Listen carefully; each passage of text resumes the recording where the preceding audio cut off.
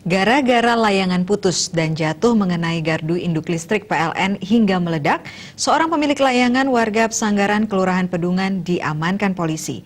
Ia dijerat pasal 188 KUHP subsidiar pasal 409 KUHP dengan ancaman maksimal 5 tahun penjara. Nasib apes dialami Dewa Ketut Sunardia, 50 tahun warga Banjar Pesanggaran Pedungan dan Pasar Selatan. Keinginannya bersenang-senang bermain layang-layang justru membuatnya harus berurusan dengan polisi. Tersangka diamankan berdasarkan laporan PT Indonesia Power yang merasa dirugikan atas meledaknya gardu di Besbar 150 Cafe, gardu induk Pesanggaran, yang mengakibatkan padamnya 3 trapo gardu induk dan pembangkit gas di Pesanggaran. Kejadian berawal dari tersangka menaikkan layangan jenis bebean di lahan kosong dekat rumahnya, Jalan Pelabuhan Benua dan Pasar Selatan. Setelah layangan berhasil diterbangkan dengan tali sekitar 150 meter, tersangka mengikatnya di sebuah pohon Singapura. Sekitar pukul 17.30 WITA, tersangka baru menyadari layangannya putus dan menimpa gardu induk yang mengakibatkan konsleting listrik dan gardu induk terbakar. Kondisi ini berimbas dengan padamnya listrik untuk 71.121 pelanggan sekitar 5 jam. Tersangka diamankan di rumahnya setelah petugas mendatanginya.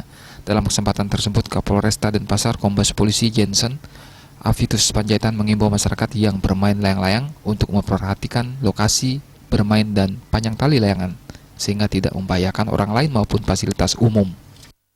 Kronologis kejadian, tersangka atas nama inisial DKS bermain layang-layang pada hari Minggu tanggal 19 Juli 2020 bersama anak angkatnya menerbangkan layang-layang jenis bebean di lokasi tanah kosong dekat rumahnya di Jalan Pelabuhan Benoa.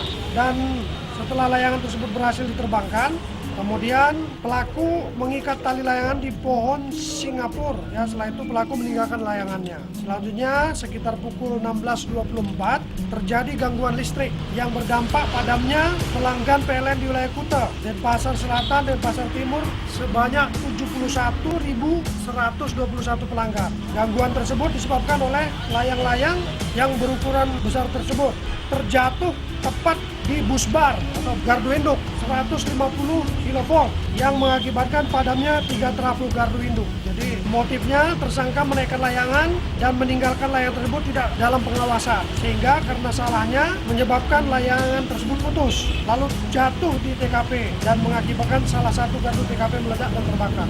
Kemudian pasal yang kita kenakan terhadap tersangka ini yaitu pasal 188 KUHP sub pasal 409 KUHP. Ancaman hukumannya selama-lamanya 5 tahun pidana kurungan.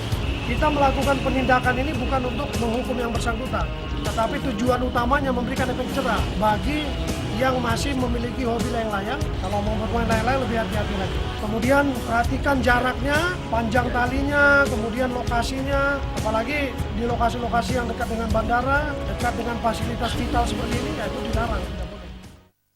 Dalam kasus ini, polisi menyita 1 gulungan tali layangan, rangka layangan, konduktor, isolator, dan gulungan kabel sebagai barang bukti.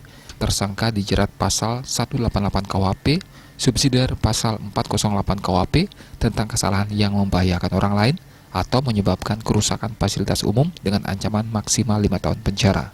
Rai Suantara, Bali TV.